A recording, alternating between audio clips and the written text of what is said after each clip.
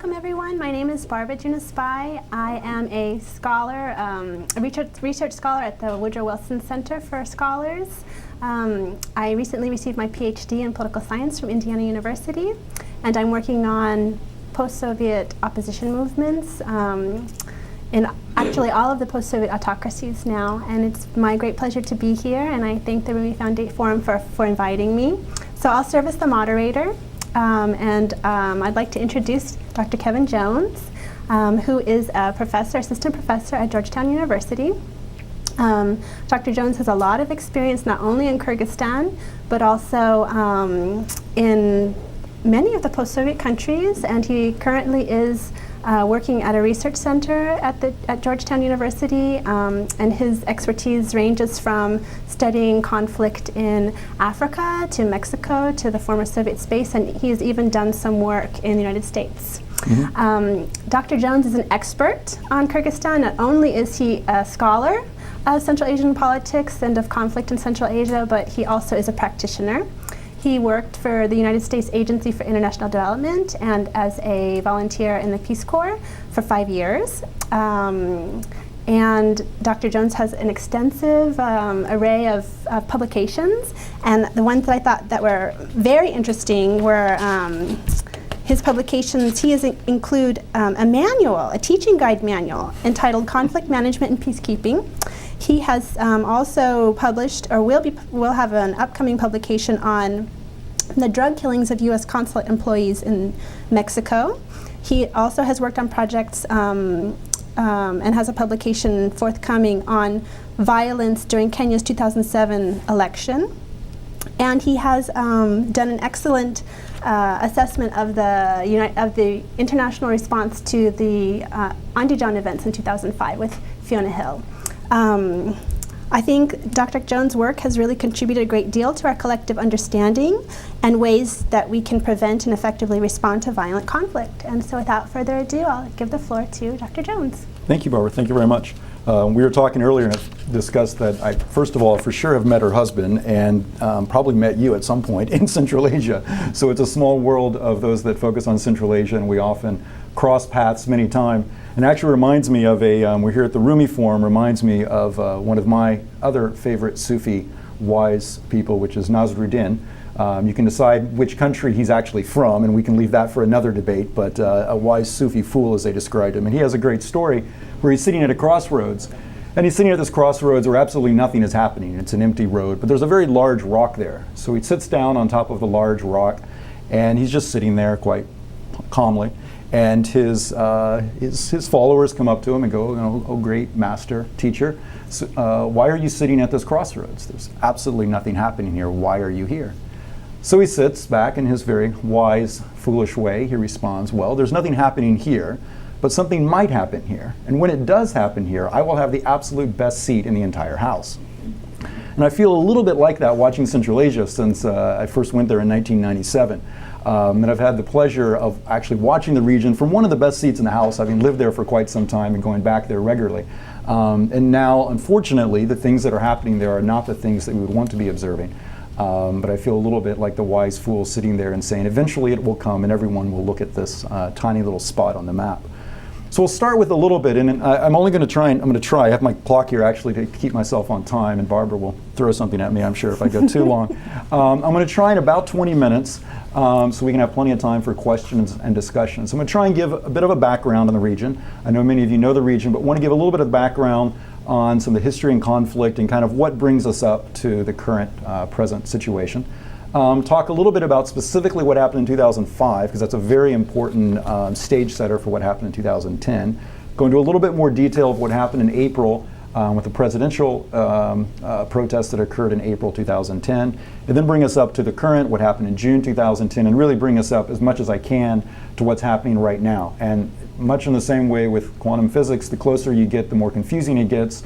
The more we get closer to the present day of what's happening there, the more confusing it is. And quite simply, I mean, I talk to friends on the ground, I read reports, but what's happening right now is quite simply difficult to ascertain exactly.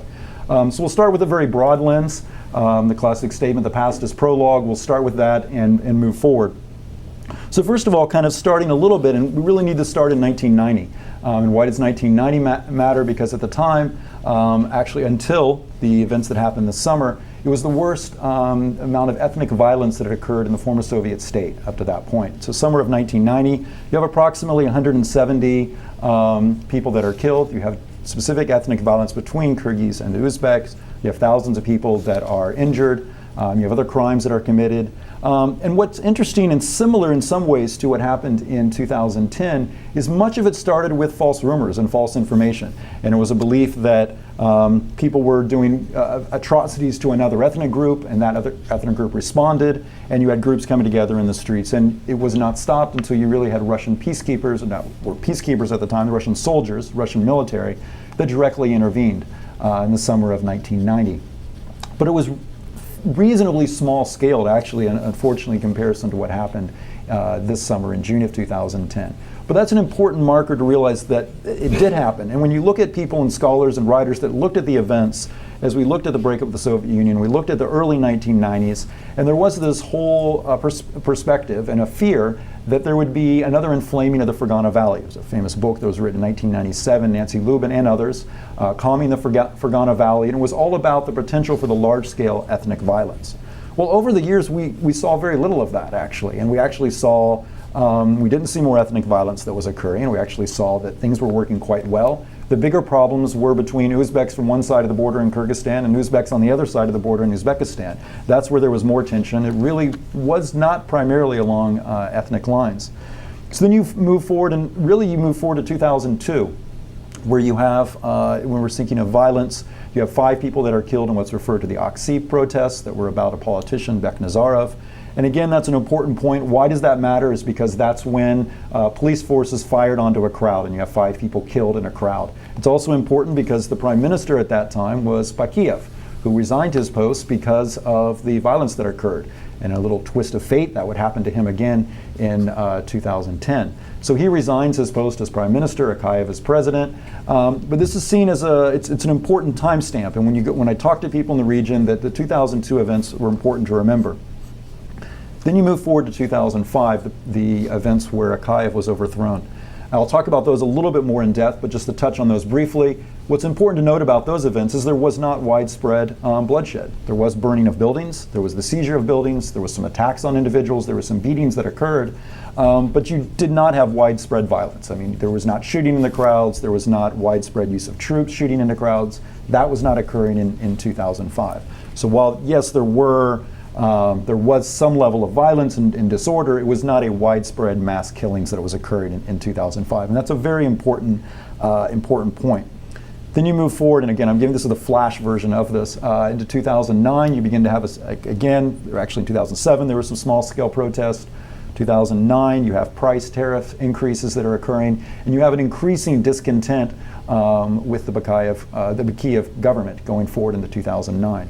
2010, in the winter and January, February is really, you begin to have the early protests occurring in Naren, occurring in Talas, and you have these protests that are beginning to occur similar to 2010 in different places around the country, leading up to the large protests that occur in April, where the government is overthrown again, similar to what happened in 2005.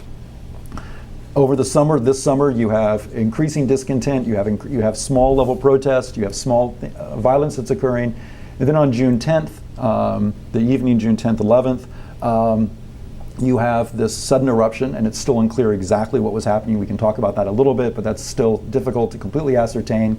You have this specifically ethnic violence that begins to erupt, and then going from June 10th forward is you have the large-scale violence that has occurred. And at this point, I'm hesitant to hazard a number. It's in the hundreds that have been killed for sure, thousands that have been injured, and hundreds of thousands that have been displaced, that are internally displaced people. Exactly what those numbers, exactly how many are on the border, it's still difficult to say. National Red Cross has some good numbers on it, but to me that's less of the point. But there was severe bloodshed that occurred. So the question really becomes, well, how did we get to this point? Kyrgyzstan was seen as this at least developing of democracy. It was seen to some degree of a peaceful state. You actually had a high degree of interaction between the ethnic groups. Just as kind of a point of reference, to the ethnic percentages, the majority ethnic group is Kyrgyz in the country. About 13% are Uzbek. But it's important to note that that's across all of the country. But within certain regions, you have 100% Uzbeks. So for instance, it's 13% across the entire country. But if we were to just look at the South, that percentage gets up to above 50%. In certain regions and villages of the South, you're at 80 or 90%.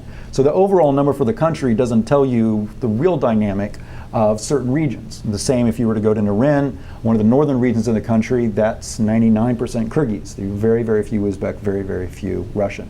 I think of the similarity we can think of, we're all here sitting in Washington, D.C. Washington, D.C. is a majority African-American population. But if you put a camera on the top of my head and you walk around town, you film who I interact with on a daily basis, where I am here downtown in downtown D.C., that's not the perspective you're going to assume. You're going to assume that there's a lot of Turkish, there's a lot of Russian population in D.C., that there's a lot of Italian, there's a lot of Europeans, because that's who I'm interacting with.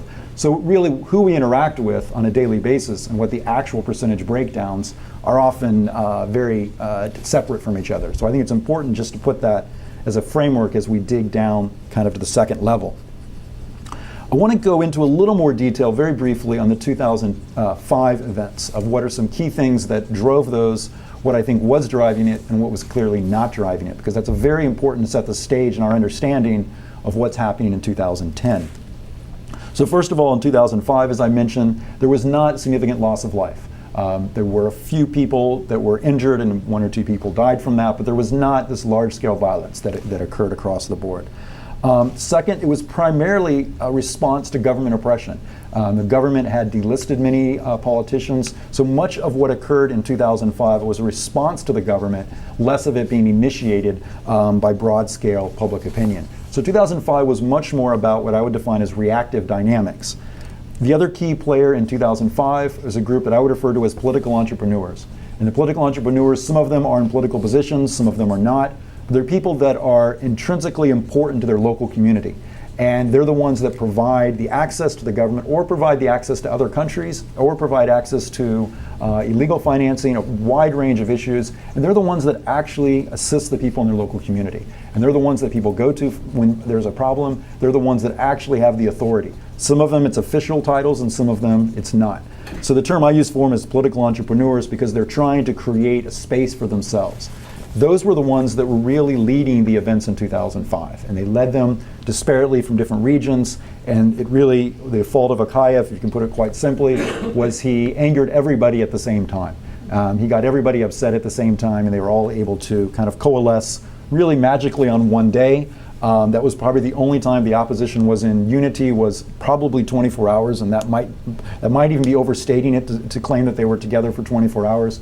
But the opposition was never a unified opposition camp. They came together over a few issues at the last minute, and then as soon as the overthrow occurred, they immediately splintered and went into different factions. So you need to separate this idea of some unified opposition group that's clearly all together against the government. That's not the political dynamic there at all. What were the events in 2005 not about? And I think understanding this is very important. I'll just go through them quickly. Some other people can debate this, we can discuss this, but I'll make them as statements, which is one, the 2005 protests were not about democracy. They're not about the influence of local NGOs or international NGOs or international governments.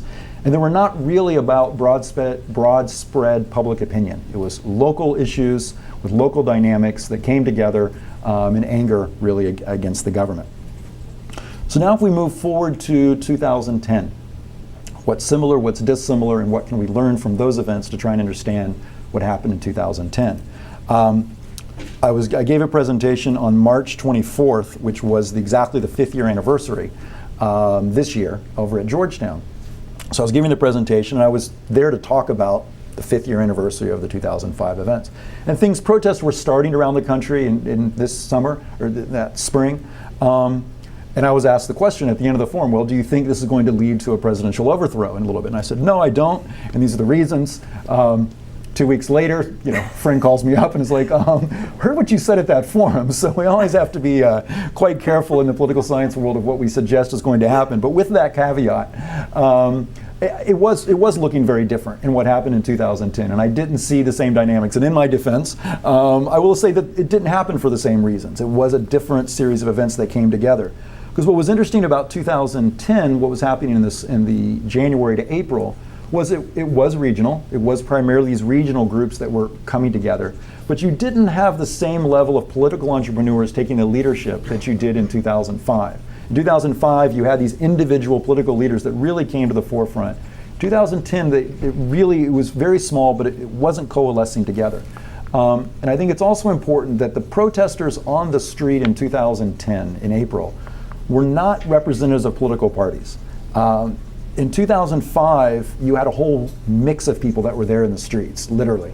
And you had people that were there peacefully, that were children's groups protesting, that were holding banners. And you had this whole kind of rainbow coalition, to steal Jesse Jackson's term, a group of people in 2005 that came together for a day. And that was not what occurred in 2010 at all. It was a very specific group of people that were out on the street. They were not affiliated with certain politicians. The reality is, and this comes from direct conversation with some of the politicians that are now in government, they didn't no idea who these people were on the streets. It wasn't like they had called out their supporters. There was not a connection between them.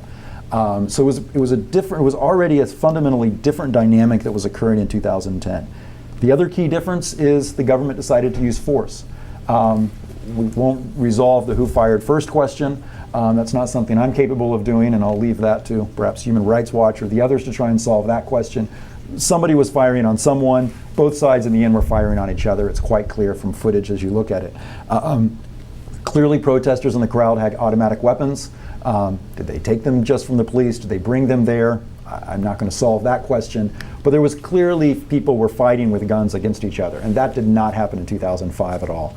You had troops, you had anti-personnel carriers. It was a very different dynamic. It was a military dynamic that was occurring in that protest, which really historically hadn't happened in the other regions and hadn't happened in Kyrgyzstan. So this was a fundamental shift of having people in a crowd using automatic weapons. The only possible corollary would be what happened in Andijan in 2005. It was very violent. It was clearly not as a part of this broad political movement. It leads to the overthrow of the government. It leads to Bakiyev leaving, eventually going to Belarus, which was an interesting story in itself. And I know you're doing some work on Belarus. Maybe you can comment on that. But I have to admit that was not my first pick, and I would have lost the bet of where he was going on that. I did not assume he would go to Belarus. That was a bit of a surprise on that one. But where he still is right now. So the government had a much more difficult start for the interim government to take power, because there wasn't this clear overthrow as it was in 2005. It was this very difficult time. There was still a lot of violence going on in the streets. So the interim government kind of had to create their own legitimacy, in a sense, almost create their own government. And that's part of their problem even today. There is not a clear sense of legitimacy and authority that the current government actually has. And then we move to the much more difficult dynamic of what happens in June of 2010. And this is where it becomes a lot more difficult to ascertain, becomes a lot muddier. Anytime you're dealing with a lot more violence there, it's just much more difficult to pull out the threads. And I think it will take some time to understand what happened. As a famous quote, I believe it was the Chinese Premier Minister was asked what he thought the influence of the French Revolution was, and his comment was, "It's still too early to tell." So I think if we're only sitting a few months back from the events there, we'll have a difficult time understanding. But I would make the comment that I think there were three dynamics that were occurring in the June events. And I think it's important that we recognize that all three of these were involved. What's the weight to each of them, or how much percentage of each of them? At this point, I honestly don't know. And I think that'll take some more investigation and understanding. But there were three groups that I would define it. One is the political entrepreneurs, the same group that I referenced in 2005. Local leaders that are after their own local interests, that are using small local crowds to achieve specific goals. The second one, and this is important, they weren't involved in the initial stages in 2005. And this is the organized crime entrepreneurs. And they played a key role in 2010. In 2005, their role was primarily in the battles that occurred over the summer after the March protest. So I would argue that the organized crime entrepreneurs had very little to do with the March 24th protest. They kind of came in right at the very end of the wave. And that struggle really came out in the open over the summer of 2005, when you actually had assassinations, you had killings that occurred, they were very targeted. Leaders of some criminal elements were taken out, others were put in place, government officials were killed. It was a very targeted inner battle for control of who would maintain control. But it wasn't broad-scale mass panic, it was simply a very targeted internal fight. Whereas in 2010, the dynamics there were much more difficult to untangle. They were clearly involved. My perspective at this time is I don't think they started it, but I think they built on it. And they used the instability for their own goals. And the third group would be ethnic entrepreneurs. And that's a difficult one to ascertain, but there were clearly those that wanted to take revenge for certain issues. There were clearly those that for ethnic reasons wanted to either extract business revenge, where they felt that either an Uzbek had a business that they felt that they were wronged by having, or some other reason that they wanted to use the opportunity of the conflict to really step in and take advantage. And the reality is that when these types of violence, these types of conflicts, seeing this in many other places and parts of the world, when they begin to spread, when they begin to build, you have multiple elements that begin to build on top of it that are completely separate from the original dynamics of why it actually started.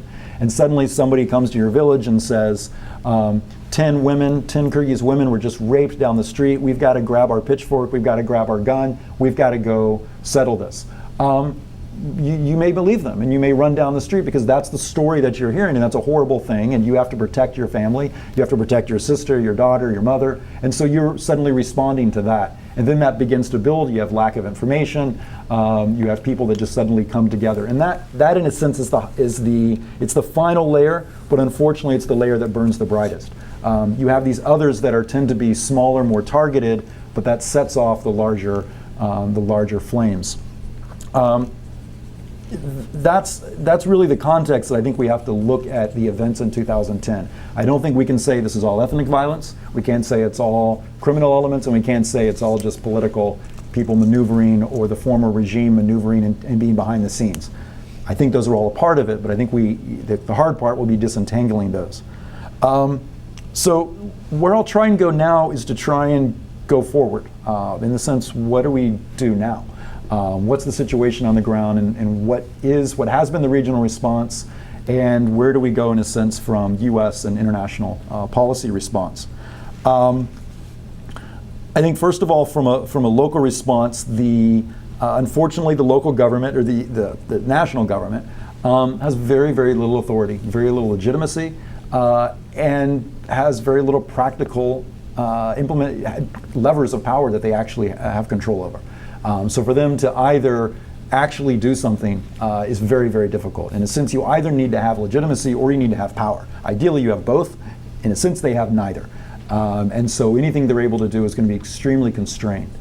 One of the biggest problems right now, and I just spoke to someone in the region in Osh just a few days ago, still one of the biggest issues is the lack of trust in the police services, in the police, in the MVD. Is that the MVD are seen as, how much of this is completely true, we're going to have to wait to find out, but we're seen as a major part in some of the ethnic violence. We're seen as going into villages and actually killing people, burning homes, and are not seen as protectors. And so the police have lost any amount of legitimacy as a protector from one group to another, and that's a very key point. The MVD, while it is a national police service in that sense, it's not a national police service in the sense of the control. It's very localized in its control. I saw this in 2005. I've seen it throughout the region. Is that the local leaders really control the regional police services, and so the idea of a unified national control is really not what's occurring. And so that's, I would argue, the most important issue right now is the lack of control of the police services in the South. And so general citizens don't feel safe. They don't feel safe opening their businesses. They don't feel safe traveling. They don't feel safe if they're stopped on the street. If you're an ethnic Uzbek and you're stopped by ethnic Kyrgyz militia, that you're going to have a fair shake. You don't know what's going to happen to you. And that's a fundamental problem that has to be solved before you can have any degree of stability in the region. The government right now, unfortunately, they're purely in a reactive state. Regionally, what has happened, Uzbekistan opened the border, I believe it was June 12th and 13th, and then closed it again June 14th and 15th. I've heard some discussion that Uzbekistan's done a great job of stepping forward and helping. I beg to differ a little bit. I think the key part is they opened the border very briefly, but then they shut it down. Their reaction has historically and primarily been, we don't want the instability, we don't want the refugees, we don't want the people coming into the region and creating more problems. So Uzbekistan has done some humanitarian aid and is assisting with some of the refugees on their side of the border, but it's extremely minimal. Kazakhstan closed their border for a period of time. It's now reopened. I've heard it's completely reopened for most traffic. I don't know all the border crossings, but I believe it is. They have been providing some humanitarian aid. Kazakhstan, of course, is the chair of the OSCE and has tried to use that role to make international appeal. But to be quite honest, it's had very little effect in terms of any type of OSCE action in the region. You would think this is almost the ideal situation. Kazakh, the neighbor to the north, is the chair of the OSCE. If anyone can provide the pressure, but unfortunately that really hasn't been the case. And I'll come back to the OSCE in a minute. China, there's been no major, they briefly closed the borders, but for China it's primarily a trade route. Border very briefly closed in mid-June, once things quieted down after 2 or 3 days. Borders back open, and trucks, as far as I'm able to hear, are more or less continuing across the border.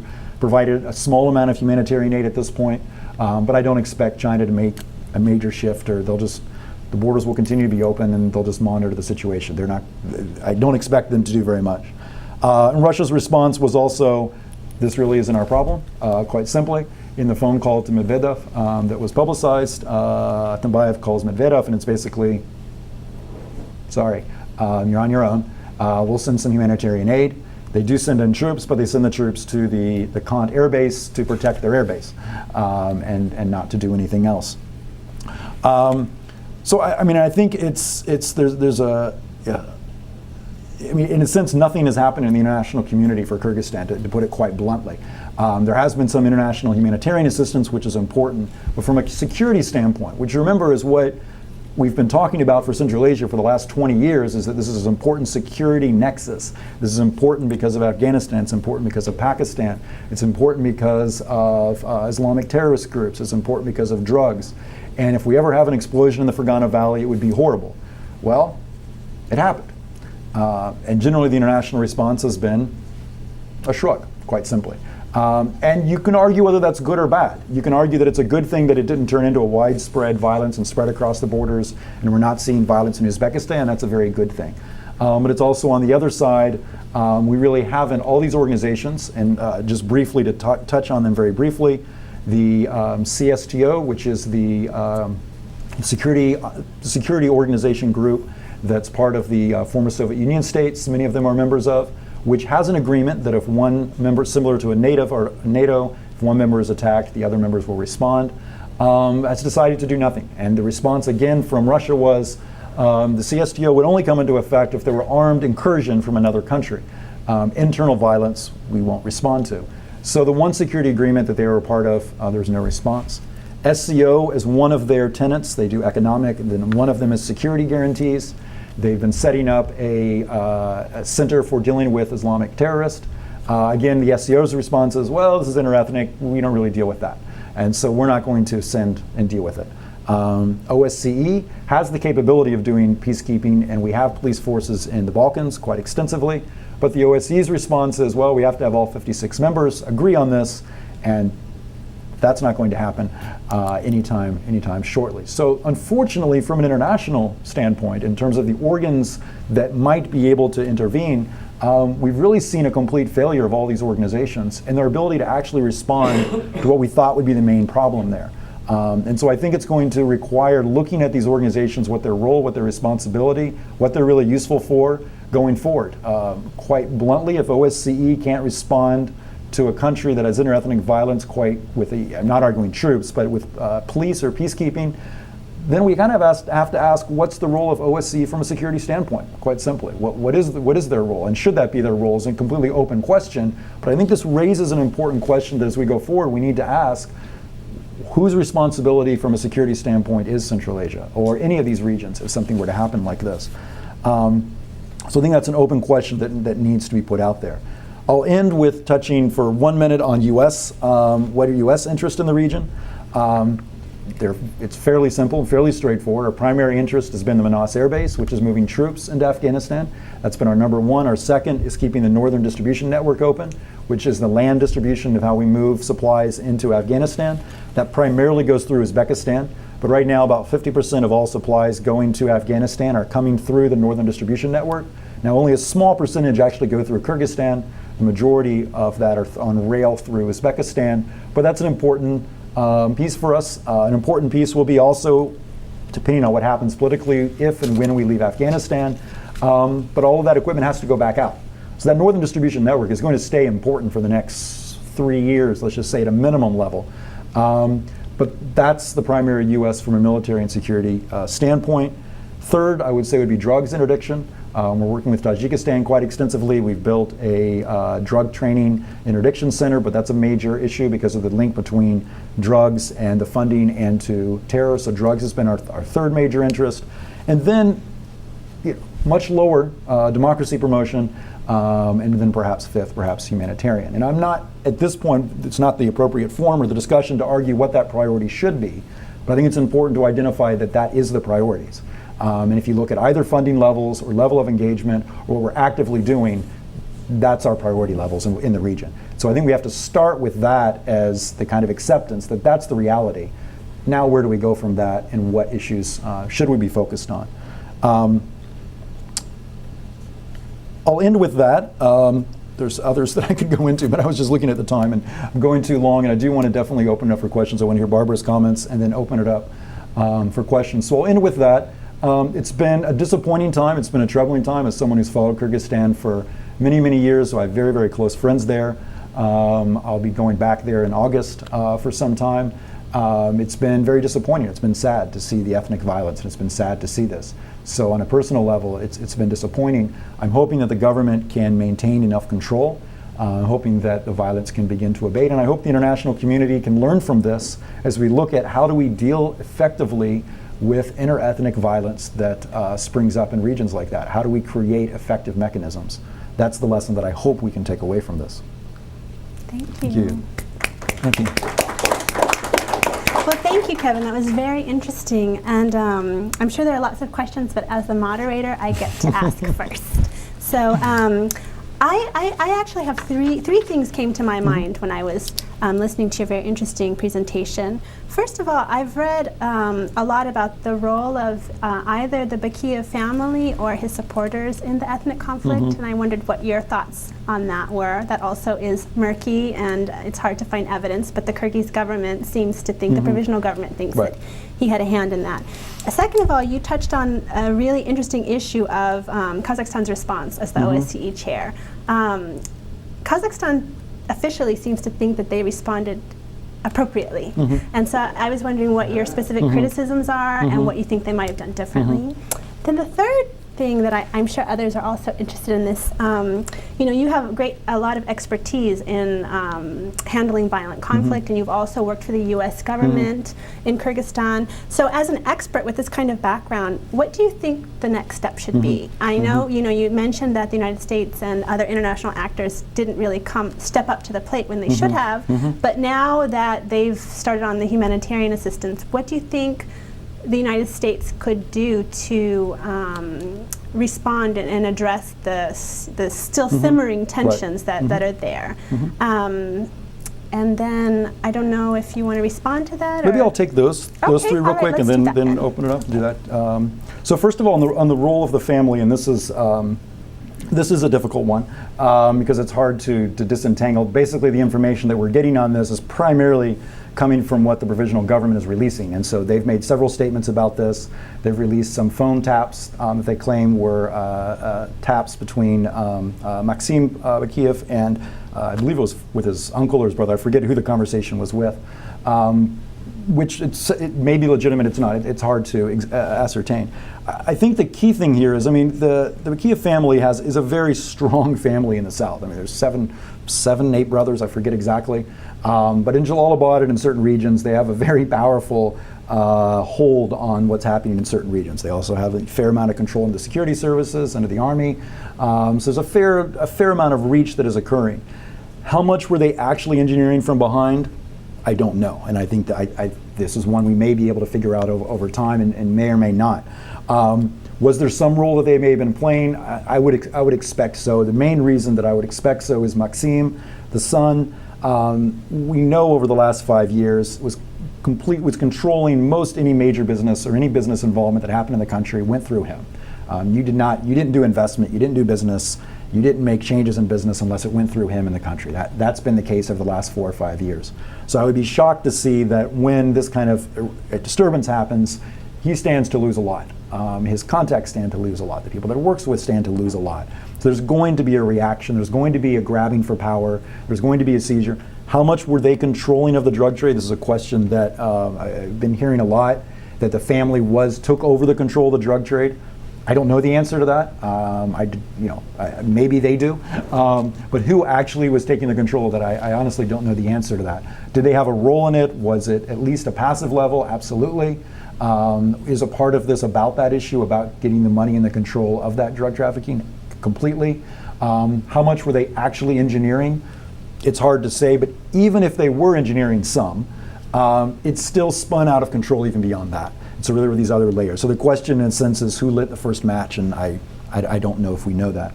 Kazakh's response, and I think this has to be tempered, I think, to fairness to Kazakhstan. I think they have tried to raise the profile and done it, and tried to use their leverage as the chair of the OSCE as much as they can. I think and this gets a little bit to answer the third question of what could be done.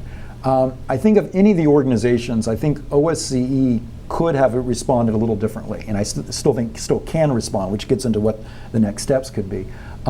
There is a history in OSCE of using what are referred to as a peacekeeping or policekeeping forces, and this is specifically what's in Kosovo and what exists in the Balkans. These are not necessarily military troops. They're often police from other countries, but they come in and provide a peacekeeping force. And I would argue that at this time, that would still be an important role for them to play.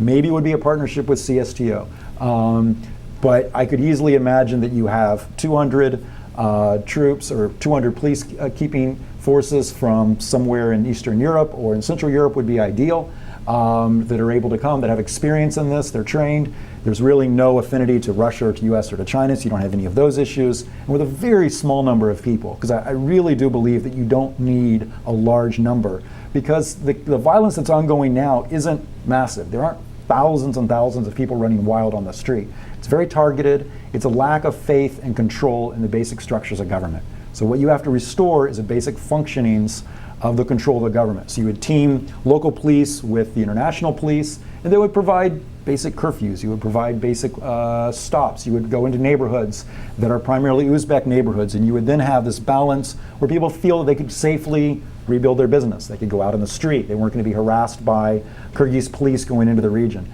And I think in an immediate response, I think that's still possible. I think it's not very likely, unfortunately, because I think the agreements that are going to have to come from a political standpoint, I unfortunately don't see OSCE moving heavily on this.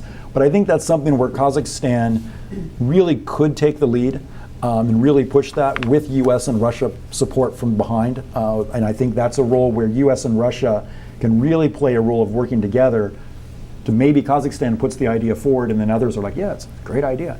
But it has to be, I think Kazakhstan really could even be more out in front is, I think, the criticism. So I don't think they've necessarily been, that they've committed. It's more and more, I would argue, it's more and more of an omission. They could have done more, is the way I would look at it. Yes, please. I'm Ermal Gita. I am a graduate student at the University of Maryland. And I had a curious question whose answer maybe goes back decades or even more, I don't know. Being from the Balkans, there we have pretty sharp ethnic division lines. Mhm. So let's say in Yugoslavia, you were either this or that. If you were a Bosnian Muslim, you weren't a Serb. Right. If you're Albanian, you're not a Serb, and whatnot. So, and the conflict was based on these very sharp divisions. So it's hard for me to understand the issue of ethnic conflict when in fact they are, to my understanding, all Turkic, right? The Kyrgyz, the Uzbek, the Uyghurs, the Kazakh.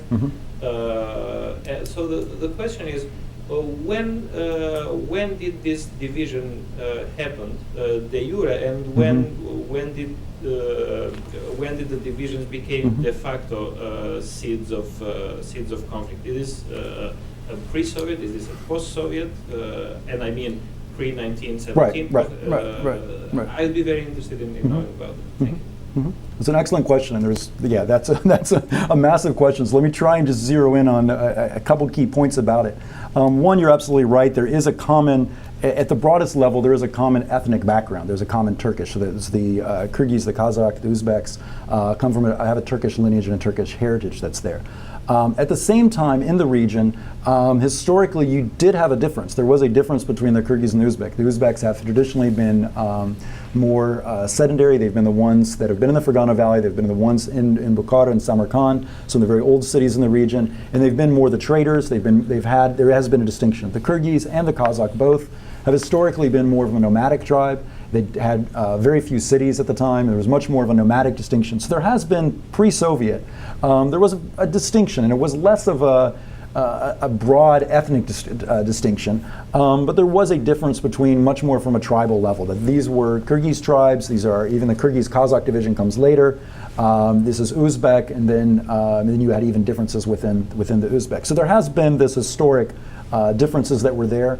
One thing during the Soviet Union period, which was both a good and a bad. During Stalin's period, they allowed them to have local languages, which was actually this kind of juxtaposition where you were actually, some local languages, there was a resurgence of it, allowed to be studied. At the same time, you have the gerrymandering of the borders on completely crazy ethnic lines. So you have communities in Kyrgyzstan and Uzbekistan where the lines were just drawn completely crossed. My favorite example is the little enclave in southern Kyrgyzstan where the enclave is almost 100% ethnic Tajik. The enclave sits within Kyrgyzstan, and the enclave is owned by the Uzbeks.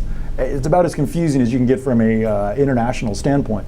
But unfortunately, that is kind of what Stalin did with the whole southern region.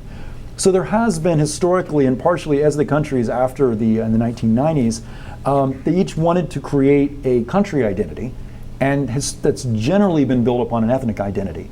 Now, Kyrgyzstan is one of the few that has had more minorities than the other countries. Kazakhstan would be a large Russian minority, but Uzbekistan is primarily Uzbek.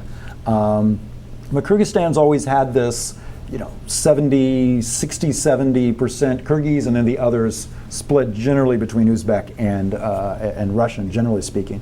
But I think from a narrow perspective, and I've seen this in conflicts, and this is historically throughout the world, you don't need very much of a division to create conflict, unfortunately, between people. And so we can create a conflict and say, these are the people that are wearing pants, and these are the people that are wearing red pants, and these are the people. And as you get very close to it, the differences become very minor. From another person looking in might say, "What? You guys are all the same. What's the difference here? There's no. Why is this going on?" But from a very narrow perspective, they see a huge difference. So I think that's a part of it. Is the different ethnic groups. There is a language difference. It's not they both have a Turkish background, but it is two separate language groups. There's a perception that the Uzbeks were given more control for certain businesses in the south, and the Kyrgyz were given more control of certain security services, and that's been some myth based upon some reality that's been there for the last 10 years. That's been something that's been talked about, but it was never at this level of kind of open conflict. But if you go to the south and you walk around the streets, you've lived there a while, I've lived there a while, I could probably with high degree of accuracy tell you which group was which. The dress is different, the men wear different hats, and so I could walk around Ocean probably with a pretty high degree of fidelity as a Westerner, tell you who was with which group. And a local could do that probably with almost exact accuracy. So there is a distinction, and people make that distinction very clearly. So that was a very long answer, but it is a big question. May I add one thing? Please, yeah. One thing that was interesting for me when I was doing my research in Kyrgyzstan, at that time there were a number of roundtables and panels, and many of the panels that I participated in and that I attended, there was always this talk about Uzbeks taking over the southern part of Kyrgyzstan, because Kyrgyz were more likely to go to Russia and to Kazakhstan for jobs, young Kyrgyz men. And so there was this fear, even among very well-educated academicians and policymakers, that Kyrgyz villages were being emptied and being replaced by Uzbeks, and that this was a sort of de facto occupation of Kyrgyz territory by Uzbekistan. And I think that the fact that people who you would think would be more tolerant, more educated, that they even felt that sort of onslaught, I think that was pretty telling about the rising tensions in recent years. That's actually an excellent point, and I didn't touch on it at all, but it feeds into the whole the migration, work migration. Right. And so you after part of this also comes out of, you had a huge amount of work migration that was happening in the 2000s to Russia. And as Russia was expanding, Russia's growing, Russia's economy was going through the roof. I was there in 2008, 2009 in Moscow. All the construction workers were from Tajikistan. I flew to Dushanbe a couple times, and the planes were it was young men flying back and forth doing construction work. A lot of the street workers were Uzbek, and you had the Kyrgyz working in the shops in Moscow. In my neighborhood in Moscow where I live, which is right downtown, all the shops that I went to, it was all Kyrgyz working behind the counter, almost exclusively. And the people working on the streets and maintaining the building were all Uzbek. So you had a huge amount of people moving for labor migration. And you have simple population pressures. I mean, Kyrgyzstan is about 5.5 million, Uzbekistan is 23 million. And the land size, it's not that much bigger. And so you have a huge population pressure from Uzbekistan. And you're absolutely right. As more Kyrgyz men were leaving to go to north to work, they would go to Kazakhstan or Russia. Percentage-wise, more Uzbeks were going to Russia than Kyrgyz, but there's just more Uzbek men. And so then they would fill that gap. They would move into Kyrgyzstan, and they were working and living in many of the villages. So it's an excellent point. And that dynamic I was interested because I was looking at that about 2 years ago. And one of the questions we were raising at that time was, as Russia's economy was going to world economy, and Russia's economy with it going down significantly, all those workers were going back. And what happens when now you have a loss of income to the remittances has gone? I mean, in Tajikistan, it could be 50%. We don't know exactly the number of GDP it's remittances. In Kyrgyzstan, it's a little lower. Uzbekistan, it's also quite large. So now you're losing this economic income to your village, to your community, and you have young men that are unemployed, they don't have anything to do, that are back in their communities. So that's another important driving factor that has to be put into there. Yes? I think for those people who have little information about the region, I think you should make a clear distinction between Uzbeks in Uzbekistan and Uzbeks in Kyrgyzstan. That's a good point. Because Uzbeks in Kyrgyzstan, although they have some connection to Uzbeks in Uzbekistan, they have always thought that Kyrgyzstan was their country, that they were Kyrgyz citizens. And for example, some of my relatives live in Naukat, also in the southern Kyrgyzstan. They never spoke of Karimov as their president. Right. They always spoke of Akayev, and then later Bakiev.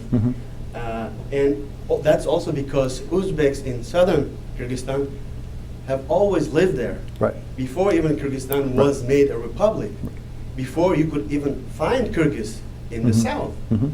And this goes back to your question, because historically you could only find Uzbeks in this area. And then Stalin, or actually Lenin, when they were making a republic, because you had to have certain amount of population to make a Soviet republic, right?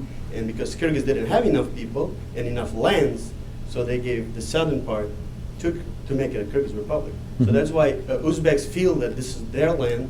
And again, this goes back to your occupation phrase, which I think is not correct. I mean, they're not really occupying, they're living in their own lands. I mean, this is their land.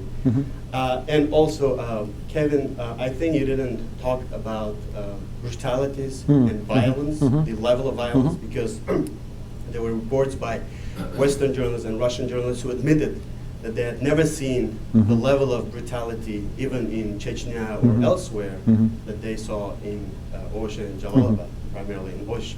And some people are now claiming that there was genocide, there was Mhm. ethnic cleansing against Uzbeks, because you don't see a Kyrgyz house burned down, Mhm. only Uzbeks, and then you see signs across Mhm. ocean, Jalalabad, death to Uzbeks, Right, or right. leave back, to Uzbek, Right, for Uzbekistan, as if they came from Uzbekistan. Mhm. So do you think there are signs of genocide or ethnic cleansing in this case? First of all, your first point, I completely agree with you. You make an excellent point, and I have no disagreement. There is a distinction between the Uzbeks that are living in Kyrgyzstan, and their perception, and I think you raise a good point, their perception has always been they're part of Kyrgyzstan. And I 100% agree with you on that. And in many ways, they were often better off and could live better. They were freer than their Uzbek relatives or Uzbek natives that were across the border. And so there has always been that, and you would often have day laborers that came across the border and went back and forth in the shuttle trade. But I completely agree with you. It's perceived as the land that was there, but they did see themselves as part of the country of Kyrgyzstan, and it's an excellent point. On the second point of the brutality, again, I don't disagree at all. It was extremely violent, and it was extremely brutal, and there were extreme atrocities that took place that I think we're still going to be figuring out the depths of over the next few months and years. And I mean, I think this is, I didn't mention it, I had it in my notes, kind of the next steps, but there does need to be an international commissions. There needs to be investigations. That has to happen. It may not happen with the government, it may or may not. It may be up to the human rights watches, the international groups. They may have to lead that on this. That may be where it comes from. But there's no question there were severe atrocities. The only comment I would make on genocide is generally it's more of a political term, and usually officially to have genocide, you have to have a action by government or someone in control to actually make that occur. Was there clear ethnic attacks and it was ethnically motivated? 100% agree. Whether it reaches that status, I think it probably doesn't from a political analysis, but that doesn't diminish by any means the level of atrocities. And I think it's important that we understand what did occur and exactly why and who was doing it, and that people are held accountable for it. I think the sad part is that it's going to be very difficult for the local government, with the amount of control they have, to lead any impartial, open investigation. And I think that's the reality. It's not in their interest, quite simply, to do that, to have any kind of truth, reconciliation. So I think this is going to be a difficult challenge for the international community of how do we work with a weak local government to help them in really two things that need to occur. You need to have some sense of what occurred. You need to have some sense of fact-finding, but you also need to have some sense of reconciliation. And there needs to be looking forward. People are going to be living here together. How do we move forward from this and some type of justice? And that balance between the kind of a justice sense of holding people responsible and that truth commission reconciliation, there's a tension there. And that's going to be the difficult question going forward. Yes. My name is Fuat Andic. I wholeheartedly agree with everything you said. And I also would like to start with Nasreddin Hoca. I went to Central Asia very many times. I stood at the crossroad. Nothing happened and I left. As soon as I left, something happened. I was in Bishkek in 2009, December. Mm-hmm. I've been following the Kyrgyz political and economic scene. Despite the fact that I'm an economist and therefore our credibility of projection is not any better than the political scientists, I said the situation is not tenable. And soon after, the problem started. I think the problems that you have been touching Mm-hmm. and elucidating extremely well, I must say thank you very much. Those are, using the old, if you want, Marxist terms, are the superstructure. Mm-hmm. There are a number of issues which are infrastructure, and there is no interest, in fact, of solving these. The infrastructure problems come from, one thing is the, I don't have any question actually, I like to talk. First of all, the legacy of the Soviet system and Soviet mentality. Mm-hmm. Like locals having no voice. Mm-hmm. And instead of KGB, you have family groups controlling things. The control The control mentality hasn't been changed, neither in Kyrgyzstan, nor in Uzbekistan, nor in any other place. I've been to practically to all of them. In 2005, created a glimpse of hope that there will be a serious change. I don't know whether you agree with me. And there will be a democracy. There will be sort of freedom of speech and so on and so forth. Those things have disappeared very quickly. Mm-hmm. In 2009, December, what my friends in various strata of the Bishkek society, I would say, were complaining a number of things. One, the disappearance of the hope of democracy, corruption, and stagnation of the economy. Mm-hmm. The stagnation of the economy is structural, because as you well know, Kyrgyzstan practically has nothing. The water, where are they going to sell it? A little bit of gold, and that's the end of it. As opposed to, let's say, Kazakhstan, the money is coming out of their ears. So the things that we'll have to look into Kyrgyzstan, as well as in other countries, which, I mean, I suspect that similar things, one way or the other, the explosion of the dissatisfaction will blow up in Kyrgyzstan, in Kazakhstan. Definitely Uzbekistan is a candidate. Tajikistan already exploded and settled down. I think we will have to accept the fact that the Soviet mentality, those who have experience with the Soviet system, must disappear from this world before we change these countries into a more democracy, more understanding, more decentralization, local political participation, and so on and so forth. Neither OSCE, nor Kazakhstan, nor United States, nor Russia will be able to remedy the situation in a short time. I think Central Asia is pregnant for further, I would say, instability or explosions of the Kyrgyzstan type. I don't think the Kyrgyz wanted to kill the Uzbeks living in Osh or in Jalalabad.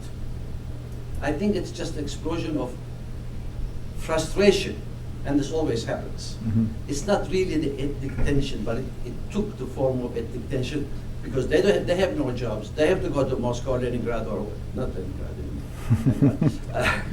St. Petersburg, and so on. So deep inside this whole Soviet system, Soviet mentality, which is replaced by corruption, family ties, mafia type of organization or relations, really the essence of those eruptions on the surface that cannot be easily remedied. Thank you. So thank you so much. Thank you for your questions. They were excellent. Thank you for excellent presentation. Thank you. Thank you very much. Thank you.